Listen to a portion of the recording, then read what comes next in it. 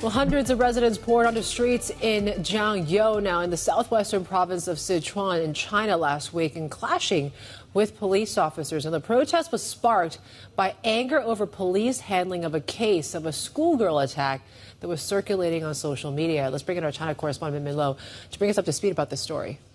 Yeah, so it started on August 2nd when this video started circulating online, and it showed this schoolgirl, 14-year-old girl, who was being attacked by multiple other girls.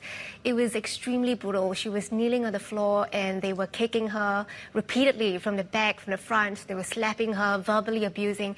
And it's so hard to watch. I actually couldn't bring myself to finish that video, but it's a very painful video, and it sparked a lot of outrage online. People were concerned about how authorities would respond, and it took over a day for the Public Security Bureau to respond, and they said that the victims' injuries were mild. Two of the attackers were being asked to undergo corrective education, and I think people were up in arms about the characterization of the victims' injuries, because it was very clearly not mild. Here you can see the social media footage of the clashes with police, because soon, hours after that official statement came out, people started surrounding the local government building, and it just gathered momentum. And by the evening, there were hundreds of people there. The police were out with the batons and were, manhandling some of the protesters and taking at least a few away, according to the videos that we have seen. Yes. It's rare to see this, right?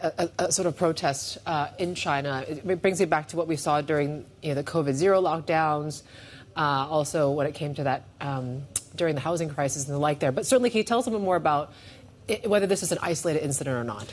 Yeah, as you said, we do see protests quite often in China, but usually it's tied to economic events. Yes. It would be, property disputes or employment disputes. So it's actually quite rare to see protests related to social justice. In this case, it was revealed that the mother was deaf, so it really heightens that sense of inequality.